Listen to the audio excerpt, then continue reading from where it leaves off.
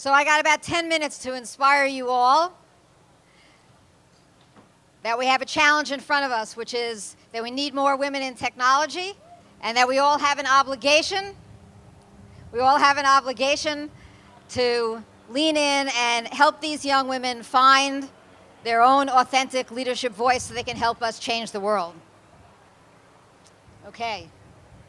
So, one of my favorite thinkers on leadership is a guy named Michael Maccabee. He wrote a book called The Leaders We Need and Why We Follow Him.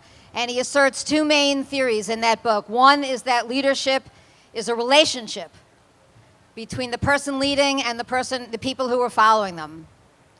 Management is something you can delegate, leadership isn't. And that powerful leaders are powerful because they understand the intrinsic motivation of the people who are following them. He calls it leading from the heart. I once read a quote from someone who said, really great leaders know how to make their followers understand themselves, recognize themselves better when they're with them. So I like that. All right, so he has two theories. That was the first one. The second one is that the kind of leaders that we need depend on the cultural context in which that leadership has to occur. So let's go back to the agrarian days, where the dominant mode of production was farming. In those days, the dominant leadership model was master apprenticeship. People followed their masters because they wanted to be able to do what they could do. I want to be like you. And I call that the smartest guy in the room model of leadership. And sociologically, there's a parallel there because kids grew up, for the most part in those days, wanting to be like their mom or like their dad. Fast forward to the industrial era, where the dominant mode of production is the factory floor and the military-industrial complex. And there, the dominant mode of leadership was command and control. And that made sense because in order to get a factory floor or a combat unit to operate effectively and efficiently, you needed top-down management control. And sociologically, those were the days where kids grew up with parents as the authority figure. And the thing that motivated them was they wanted mom and dad's approval. And they took that sociological construct into the workplace, and they're motivated to get their bosses or their leaders' approval. So let's fast forward to the digital age, where the dominant mode of production is the digital economy. And the power comes not from hierarchical power, but from the sharing of information and ideas. And the dominant leadership skill there is the master facilitator, the person who can facilitate collaboration. Why?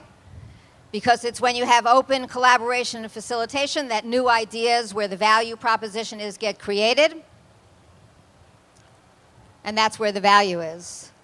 The interesting part of that theory is that psychologically, sociologically, if you look at the parenting model today, parents are motivated, present company included, not so much by an authority relationship, but by striving to create the most fulfilled life they can for their kids. Get them in the right class, on the right teams, in the right school. And so kids grew up and are growing up now thinking less of their parents as the authority figures to get approval from, and instead as the great facilitator of their dreams. And they take that psychological construct into the workplace. And they say to their leaders and their bosses, how can you help me fulfill my dreams? And the leaders who understand that are going to be the greater leaders in the digital age. So let's put these two ideas together, that great leaders lead from the heart and understand the intrinsic motivation of their followers, and that the most valued leadership skill in today's digital economy is the ability to facilitate collaboration. And I want to assert something, hopefully not too controversial, and that is that given that, the stars should have aligned such that women should take their place on the stage in terms of leadership in the digital age. Certainly, we don't have the market cornered in those kinds of skills, and I know legions of women who are fantastic at command and control. but we should at least be on equal footing, if not have maybe a competitive advantage. And so we have to ask ourselves, where are all the women in leadership and technology? In spite of all the fantastic women that are here and the female founders and all the meetings that I go to and so forth, you really have to ask yourself, where are the female chief technology officers and chief information officers? And I can tell you from a 29-year career in a tech company that staring down into that pipeline, looking for the next generation of women coming up behind me, is not a pretty picture. I don't know if you all know that of all of the STEM disciplines, the T, the technology, is the only one that in the last 20 years, the participation of women has actually gone down.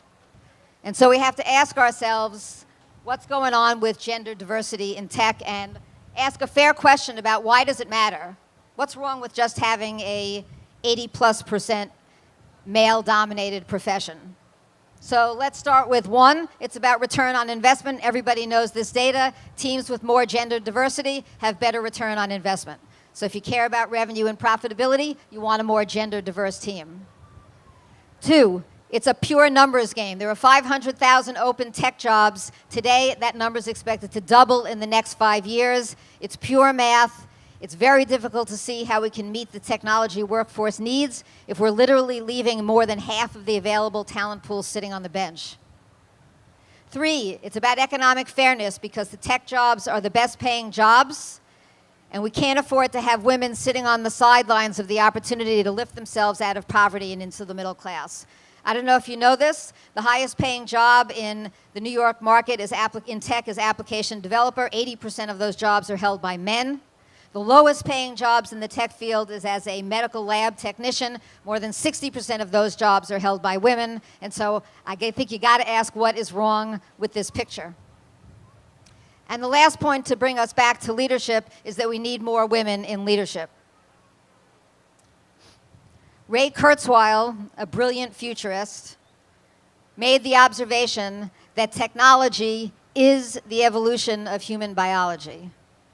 Okay, so just think about that for a second. Technology is the evolution of human biology, and we are hurtling towards a time when our biology will be equal parts technology and physiology. So think about the implications for the human race if the technology that is destined to be the essence of who we are as a species is developed largely under the leadership and guidance of a single gender. All right, so we have to ask ourselves about our obligation. What are we doing about it? There's great work going on in the K through 12 space. We know that, including the recently announced Computer Science for All initiative in New York. But we can't simply cross our fingers and hope that these young women who have the aptitude and interest in technology actually make it through the obstacle course that awaits them as they move through undergraduate school and into the workforce. So, a few months ago, we announced it on March 21st, Cornell Tech, the City University of New York, and a group of companies, including Verizon, Accenture, and IBM, Citigroup, Xerox, and others, got together and launched what we call the Women in Technology and Entrepreneurship in New York initiative. We call it Whitney. The Whitney program is a 5-year public-private partnership with a mission to facilitate, encourage, and enable more young women to pursue higher education and careers in technology in the New York market. And it starts with programs like reimagining the undergraduate introduction to computer science curriculum in a way that actually attracts young women to the field as opposed to repelling them.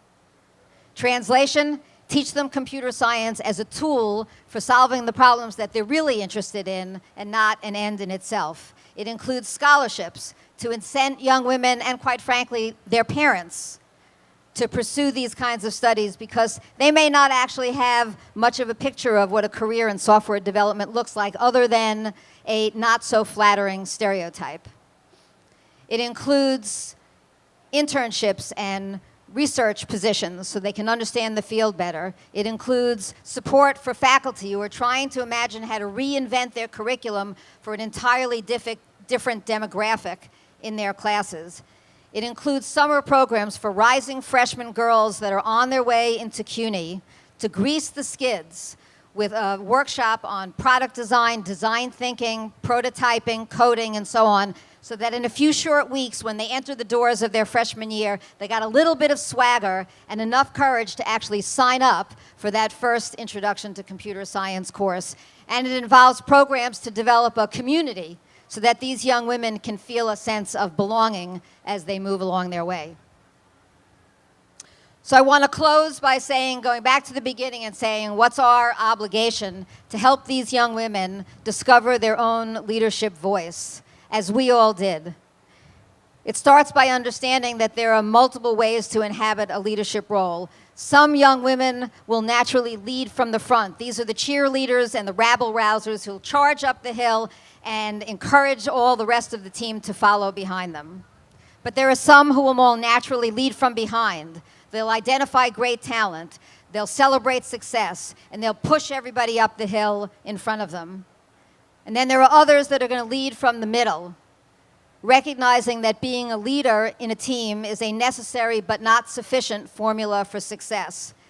And they will bring the whole team from the middle up to the top of the hill. Everyone will applaud and be excited about how they got there, never really knowing what it was that got them to the top of the hill. These are all powerful modes of leadership, and we need to help these young women understand that they need to discover what comes most naturally for them, because authenticity in leadership is the key. Thank you very much for listening. If you're interested in getting involved in Whitney, please email wit-ny@cornell.edu.